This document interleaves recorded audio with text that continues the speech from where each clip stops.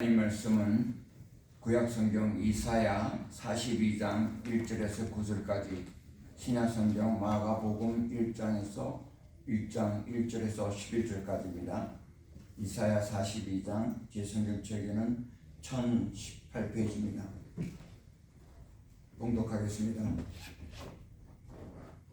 내가 붙드는 나의 종, 내 마음에 기뻐하는 자, 곧 내가 택한 사람을 보라.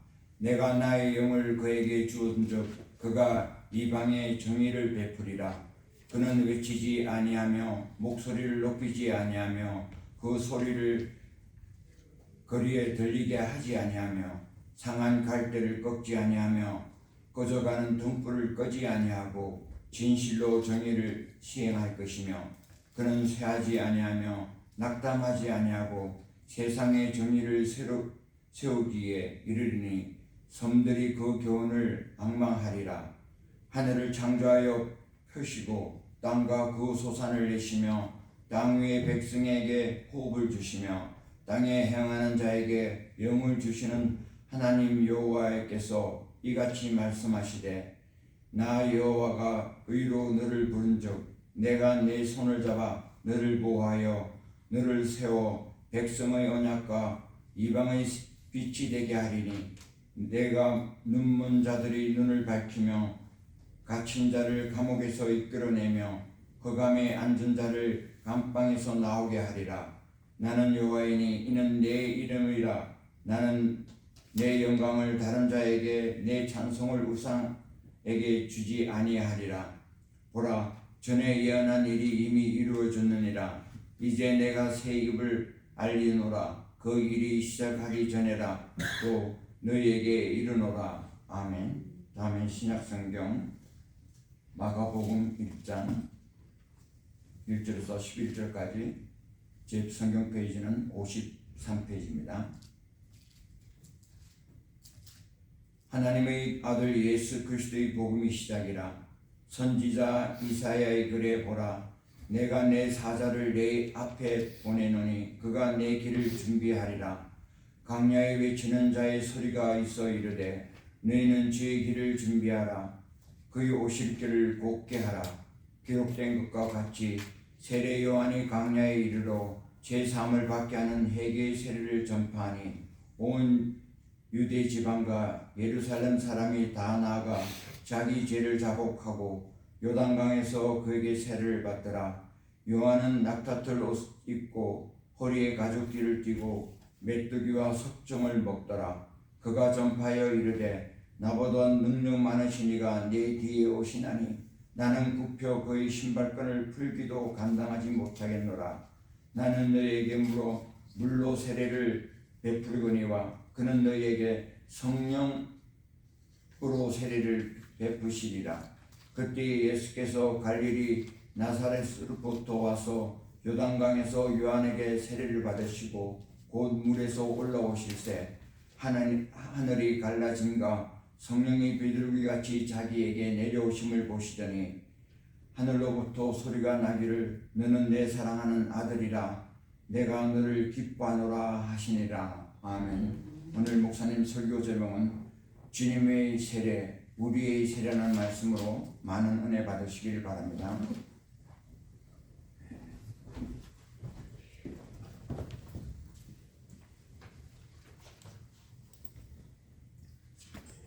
오늘은 새해 둘째 주일인 동시에 주님의 수세주일, 교회력으로 Baptism of the Lord Sunday입니다.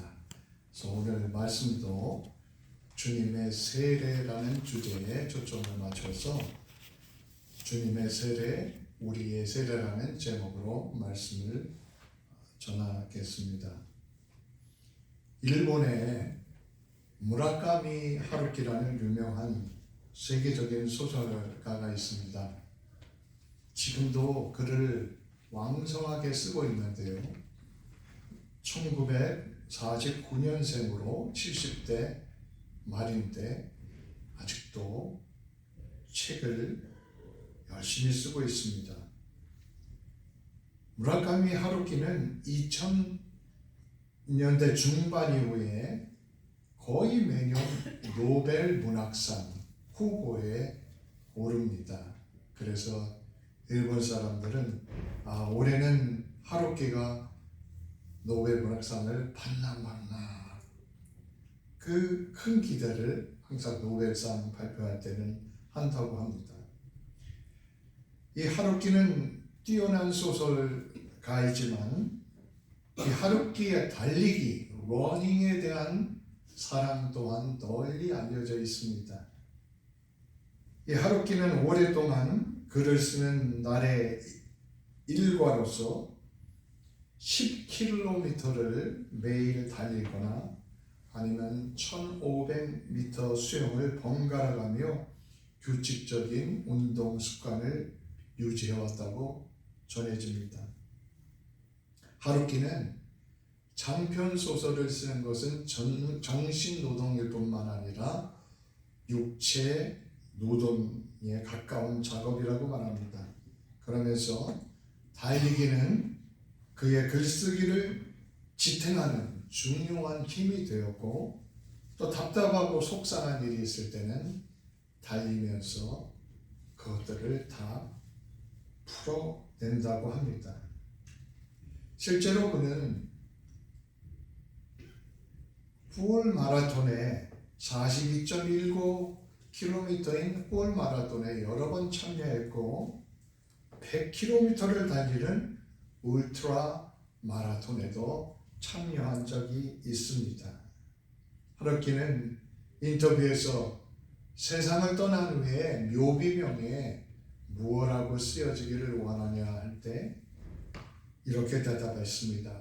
소설가이자 러너였던 무라카미 하루키라고 적습니다.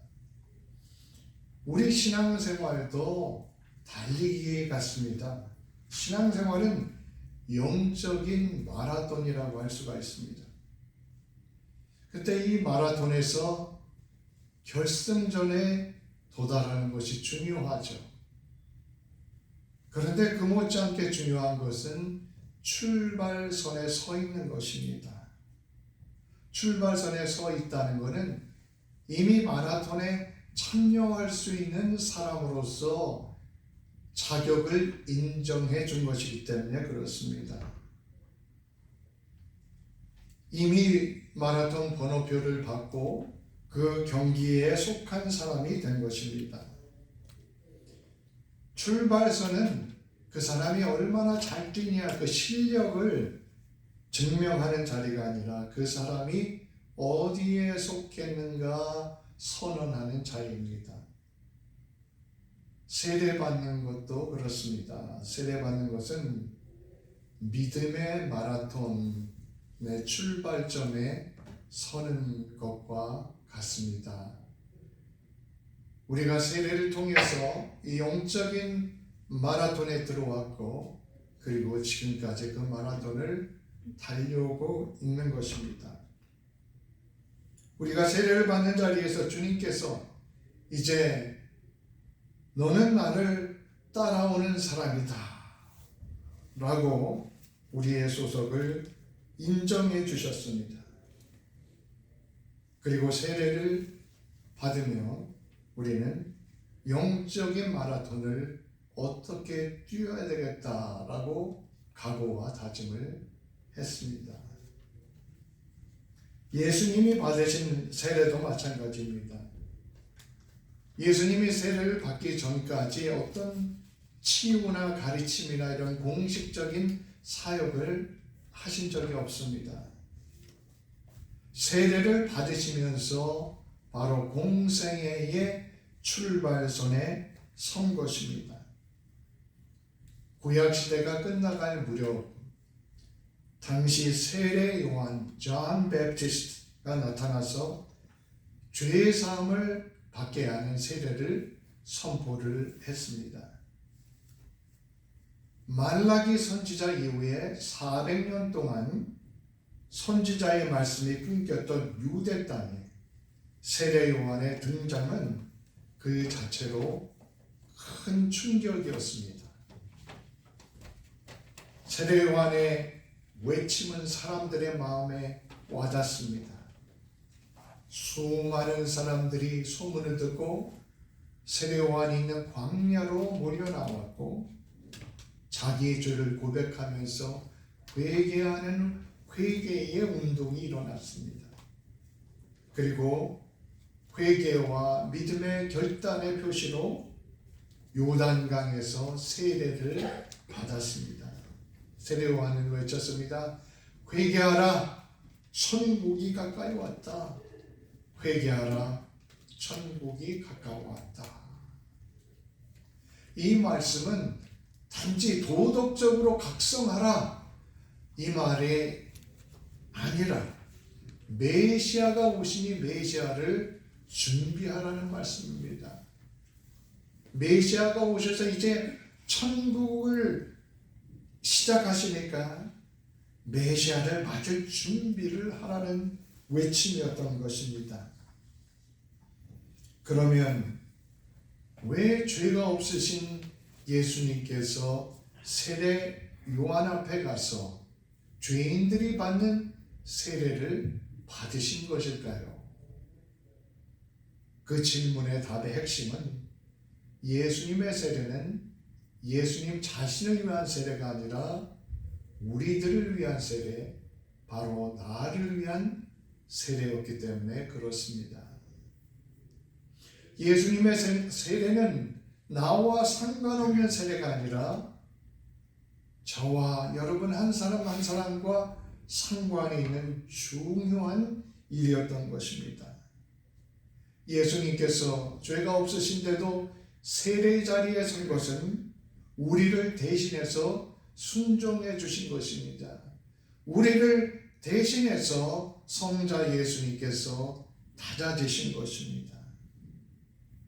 인간의 구원을 위해서 낮아지시고 순종하셨던 것입니다.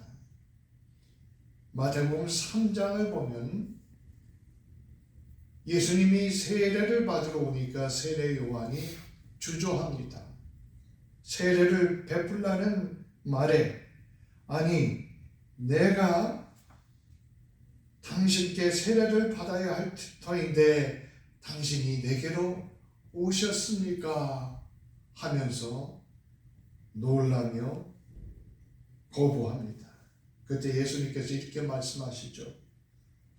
세례 요한 이제 허락하라. 우리가 이와 같이 하여 모든 의를 이루는 것이 합당하니라. 이와 같이 하여 모든 의를 이루는 것이 합당하니라. 모든 의를 이룬다. 이 말은 율법을 지킨다는 그런 뜻이 아니라 여기서 모든이라는 것은 주님께서 십자가와 부활을 통해서 완성하실 인류의 구원 사역 전체를 가리키는 말씀입니다. 곧 인간을 구원하는 것을 말합니다. 인간을 스스로 구원할 수가 없습니다. 그래서 예수님께서 철저하게 낮아지셔서 이 땅에 우리를 찾아오셨습니다. 그리고 죄인들이 받는 세례를 예수님이 죄인의 모습으로 받으셨던 것입니다. 세례는 우리 죄를 짊어지기 위한 예수님의 순종의 첫 걸음이었던 것입니다. 세례를 받으실 때 세 가지 중요한 일이 일어나죠. 첫 번째로는 하늘이 갈라졌다고 했습니다. Heaven open. 하늘이 열렸다는 것은 뭘 말할까요? 이 말은 죽음으로 끝나는 허무한 인간의 현실 속에 하나님께서 하늘을 열어주셨다는 것입니다. 하나님께서 하늘을 열어주시지 않으면 우리는 그 영의 세계를 볼 수도 없고 알 수도 없고 들어갈 수도 없습니다. 그런데 하나님께서는 예수님 세례 받으실 때 예수님을 통해서 하늘을 여는 것을 보여주셨습니다. 죄로 인해서 막혀져 있던 하늘이 열린 것입니다. 하나님께서 이 세상 속으로 직접 들어오셔서 인간과 만나는 그러한 길을 열어주신 것입니다. 그러므로 우리는 더 이상 버려진 존재가 아닙니다. 우리는 땅에 살고 있지만 열려진 하늘을 바라보는 그런 사람들이 된 것입니다. 사도행전에 보면 스데반은 순교할 때 하늘이 열리며 예수님께서 자기를 맞이하려고 기다리는 모습을 보았습니다. 하나님께서 하늘을 여셨습니다. 그 연결의 길은 무엇입니까? 바로 예수님입니다. 예수님을 통해서 열려진 하늘로 들어가는 길이 만들어졌고, 예수님을 붙잡을 때 우리가 그 열려진 하늘로 들어가게 되는 것입니다. JCPenney라는 백화점 여러분 한 번쯤 다 가보셨을 것 같습니다. 이 JCPenney 백화점은 미국의 사업가 JCPenney라는 사람 이름을 딴 백화점입니다. 페니는 한때 사업을 해서 큰 성공을 거뒀는데 이 1929년에 미국의 대공황 그레이트 디프레션이 왔을 때 스탁 마켓이 무너지고 수많은 사람들이 잡을 잃었습니다. 그때 이 페니도 자기가 모아놓은 재산을 다 잊어버리고 삶이 완전히 무너져 버렸습니다. 불안과 불면증에 시달리다가 병원에 입원할 정도로 마음과 몸이 지쳐 있었습니다. JCPenney는 그 시기를 돌아보며 정말 아무런 희망도 보이지 않던 시기였다고 그렇게 적었습니다. 그러던 어느 날 병원에 누워있던 페니의 귀에 어떤 소리가 들려왔습니다. 예배실에서 들려오는 찬송 소리와 성경 말씀을 읽는 소리, 그리고 기도 소리가 들려왔습니다. 그 소리가 하나님께서 말씀하시는 소리처럼 들려왔던 것입니다. 페니야, 일어나거라. 그 순간 비즈니스 문제가 당장 해결된 것은 아니었습니다. 병이 나은 것도 아니었고 상황이 바뀐 것도 아니었습니다. 하지만 그는 훗날 그렇게 말했습니다. 그 시간 모든 것이 막혀있다고 느꼈던 내 인생에 하나님께서 다시 들어오신 순간이었습니다.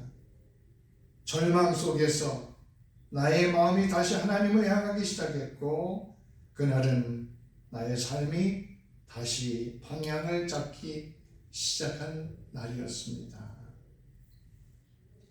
페니가 하늘이 열리는 것을 보지는 못했지만 예배실에서 들려오는 그 찬송과 성경 말씀, 기도 소리가 그의 마음에 다가올 때 그것이 일종의 하늘에 열리는 경험이 되었던 것입니다. 하늘이 열린다는 것은 인생의 모든 문제가 갑자기 해결되는 것이 아닙니다. 하늘이 열린다는 것은 내게 문제가 있지만 그럼에도 불구하고 하나님과 나 사이에 막혔던 길이 열린다는 것입니다. 그리고 하나님께서 다시 내 삶에 말씀하시기 시작하신다는 것입니다. 하나님께서는 이렇게 하늘을 열어 우리를 맞아주기 원하시는 분입니다. 우리가 이 땅에 살아가면서도, 고난의 시간을 살아가면서도 우리 앞에 하늘이 열려 있구나를 믿음으로 보기를 원하시는 분이십니다. 그런데 우리가 열린 하늘로 나아가기 위해서 먼저 꼭 필요한 것이 있죠. 무엇입니까? 죄 씻음입니다. 인간은 부패한 존재이기 때문에 죄가 씻어지지 않고는 하나님 앞에 나아갈 수가 없습니다.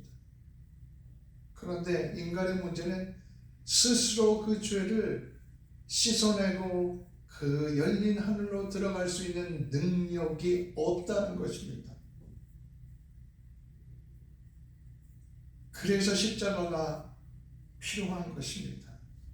세례는 십자가의 보혈로 우리를 깨끗게 하셔서 하늘길로 우리가 나갈 수 있게 만드신다는 것을 보여주는 약속인 것입니다. 그래서 사도행전 2장 38절에 보면 베드로는 그렇게 외쳤습니다. 너희가 회개하여 각각 예수 그리스도 이름으로 세례를 받고 죄 사함을 받으라. 그리하면 성령을 선물로 받으리라. 예수 그리스도 이름으로 세례를 받고 죄 사함을 받으라.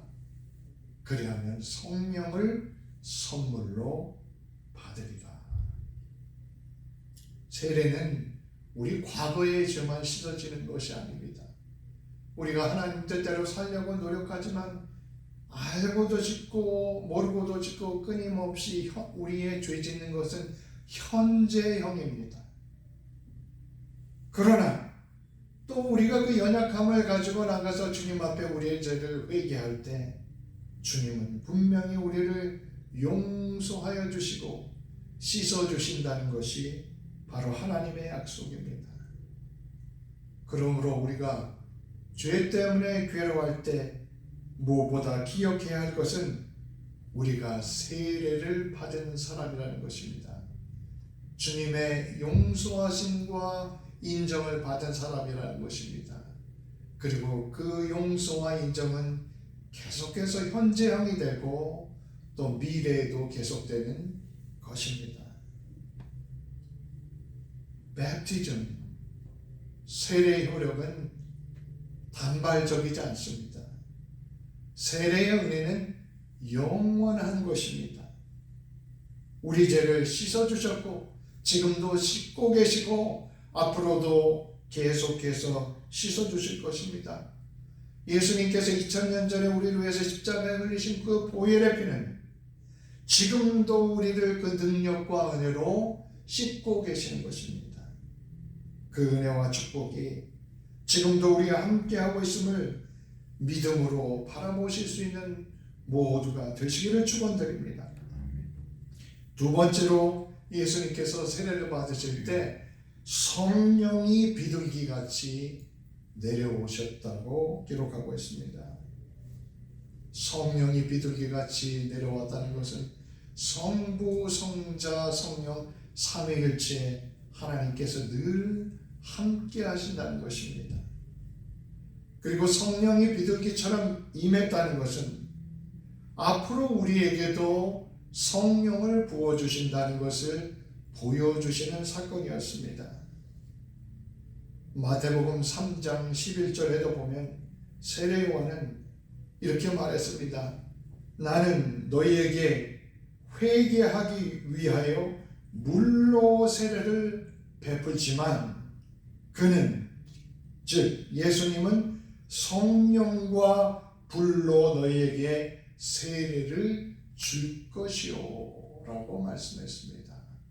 예수님이 성령과 불로 세례를 줄 것이라고 말씀했습니다. 예수님의 세례는 단지 죄를 씻는 것을 넘어서서 죄인을 정결케 하고 죄인의 죄를 불태우며 새롭게 하는 그러한 능력이 있습니다. 죄인의 본질을 바꾸어 놓는 것이죠. 요한복음 16장에 보면 예수님께서는 내가 가면 보혜사 성령을 너희에게 보내줄 것이다 말씀했습니다. 물 세례로 시작된 주님의 세례는 성령 세례로 계속해서 이어지는 것을 우리가 말씀을 통해서 알 수가 있습니다. 지금도 세례의 능력과 역사는 성령 세례를 통하여서 우리에게 계속되고 있는 것입니다. 사도행전 1장 5절에도 보면 예수님께서 하늘로 승천하시기 전에 제자들에게 이렇게 말씀하셨습니다. 요한은 물로 세례를 베풀었으나 너희는 몇 날이 못되어 성령으로 세례를 받으리라. 너희는 몇 날이 못되어 성령으로 세례를 받으리라. 실제로 이 약속을 믿고 기도하던 제자들이 오순절날 성령의 세례를 받게 되었습니다. 그리고 기독교 교회가 거기서부터 시작되었던 것입니다. 예수님께서는 부활하신 후 약속대로 성령을 우리에게 보내주셨습니다. 성령께서 우리에게 오셔서 우리에게 하나님을 가르쳐 주시고 하나님의 뜻을 깨닫게 하시고 우리가 때로 넘어질 때 우리를 붙잡아 일으키시고 우리와 교통하시며 인도하시는 것입니다. 성령께서 우리가 육신으로 할 수 없는 일들을 감당할 수 있는 능력을 주시는 분입니다. 물 세례를 주신다는 것은 성령 세례로 이어진다는 것입니다. 그러므로 우리는 지금도 하나님께서 성령으로 우리와 함께 하신다, 이 사실을 믿고 날마다 성령으로 충만해서 살아갈수록 그렇게 살아갈 수 있도록 기도하며 힘써야 하겠습니다. 성령으로 세례를 받는다는 것은 우리가 새 생명의 능력을 얻는다는 것입니다. 구원이라는 것은 미래에만 이루어지는 것이 아니라 지금 현재의 새 생명의 능력과 변화가 우리 속에 일어나는 것입니다. 로마서 6장 4절에 이렇게 말씀합니다. 그러므로 우리가 그의 죽으심과 합하여 세례를 받음으로 그와 장사되었나니, 그와 함께 죽었다는 얘기죠. 이는 아버지의 영광으로 말미암아 그리스도를 죽은 자 가운데서 살리심 같이 우리 또한 새 생명 가운데서 행하게 하려 하심이라. 옛날의 생명이 아니라 새 생명을 가지고 살아가게 하신다는 것입니다. 우리는 주님께서 새 생명의 축복을 주시는 사람들입니다. 그러면 어떻게 성령 세례를 받습니까? 어떻게 새 생명을 얻게 됩니까? 성경의 대답은 분명합니다. 예수님과 함께 죽을 때 예수님과 함께 살아나는 것입니다. 세례받는 모습은 몸이 물에 잠기든 물을 머리에 뿌리든 형식과 관계없이 세상에 대해서 죽는 것을 상징합니다. 세상의 욕망과 옛사람에 대해서 죽는 것입니다. 그럴 때 우리가 예수님과 연합하여 살아나는 것입니다. 그래서 골로새서 2장 12절에 이렇게 말씀합니다. 세 번역본에 보면 여러분은 세례를 받을 때에 그리스도와 함께 장사되었고 하나님께서 그리스도를 죽은 사람들 가운데서 살리신 그 능력을 믿음으로 말미암아 그리스도 안에서 함께 살리심을 받았습니다. 그러므로 신앙생활이라는 것은 죽음과 부활이 함께 일어나는 것입니다. 죽는 만큼 우리가 버리는 만큼 살아나는 것입니다.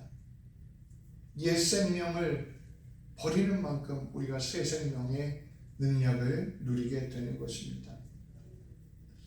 예수님의 세례는 단순한 본보기가 아니라 우리가 예수님 안에서 죽고 다시 산다는 것을 보여주는 구원의 표징, 사인인 것입니다.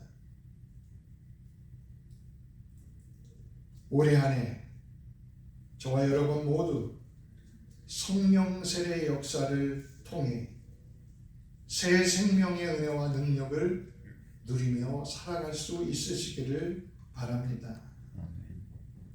세 번째로 예수님께서 세례를 받으실 때 하늘에서 소리가 들려왔습니다. 이는 내 사랑하는 아들이라 내가 너를 기뻐하노라. 이는 내 사랑하는 아들이라 내가 너를 기뻐하느니라. 이 음성은 예수님께서 뭘 많이 하셨기 때문에 들려주신 음성이 아닙니다. 예수님께서 공생의 어떤 사역도 지금 시작하지 않은 단계입니다. 그럼에도 불구하고 이는 내 사랑하는 아들이요 내가 너를 기뻐하노라 이렇게 말씀한 것입니다. 성과에 대한 평가가 아니라 예수님의 정체성, 아이덴티티에 대한 선언인 것입니다. 이 선언을 들은 후에 예수님께서는 광야로 나가 마귀에게 시험을 받으셨습니다. 그 시험을 넉넉히 이겨내셨습니다. 왜냐하면 이미 세례 때 하늘의 소리가 들려와 너는 내 사랑하는 아들이라 라는 하늘의 선언이 있었기 때문입니다. 우리도 마찬가지입니다. 우리에게 이런 소리가 필요합니다. 우리의 내면 깊숙한 속에 너는 나의 사랑하는 딸이다 라는 그 소리가 우리에게 들려야 하겠습니다. 세상의 소리만을 들으려고 하지 마십시오. 사람의 평가의 소리만 들으려고 하지 마십시오. 세상에는 얼마나 비교하고 경쟁하는 소리가 넘쳐납니까? 저 사람은 어떻대? 저 사람은 어떻대? 그 소리만 듣고 살아가면 우리는 지칩니다. 우리가 너는 내 사랑하는 딸이다, 너는 내 사랑하는 아들이라는 하나님의 선언을 우리가 기도하는 가운데, 말씀을 읽는 가운데, 예배 가운데 들을 때 우리가 이 세상을 용기 있게 기쁨을 잊지 않고 살아갈 수가 있는 것입니다. 올해 안에 준비된 예배와 열심히 있는 말씀 읽기와 그리고 규칙적인 기도 생활을 통해서 하나님께서 들려주시는 하늘의 소리로 위로와 힘을 얻으시기를 축원드립니다. 이 놀라운 역사를 위해서 예수님께서는 성자 예수님임에도 불구하고 낮아지셔서 세례를 받으셨습니다. 순종의 길을 택하셨습니다. 우리도 그렇습니다. 내가 누군데 이런 마음이 아닙니다. 예수님처럼 기꺼이 자기를 낮추는 삶을 살아가며 순종할 때 그 자리에 생명과 축복의 길이 열리게 되는 것입니다. 세례의 역사는 단발성이 아니라 평생, 아니 영원히 계속되는 것입니다. 죄 씻음의 역사, 새 생명의 역사, 하늘의 자녀로 살아가는 역사는 우리 가운데 지금도 계속되고 있는 것입니다. 세례는 한 번이지만 그 은혜의 깊이와 능력은 해마다 날마다 더 깊고 더 높고 더 강하게 우리 삶 속에 이어지는 것입니다. 올해도 갈라진 하늘의 역사, 그리고 성령이 비둘기같이 임하시는 성령 세례의 역사, 하늘의 음성이 들려와 이는 내 사랑하는 자라라는 이러한 역사가 우리의 삶 가운데 더 깊어지고 계속되는 한 해가 되시기를 축원드립니다. 기도하겠습니다. 주님 감사드립니다. 죄 없으신 주님께서 죄인의 자리에 서서 세례를 받으심으로 닫혀있던 하늘이 열리고 우리에게 은혜의 길을 열어주셨습니다. 세례를 통해 주님과 하나됨을 그 은혜와 능력을 우리가 잊지 않게 하시고 우리가 이 세상에서 믿음의 마라톤을 달려갈 때 지치지 않고 주님의 은혜와 능력 가운데 끝까지 이기는 사람들 되게 하여 주시옵소서. 세상의 고난과 시험 가운데서도 하늘의 음성을 듣고 흔들리지 않게 하옵소서. 예수 그리스도 이름으로 기도드립니다. 아멘.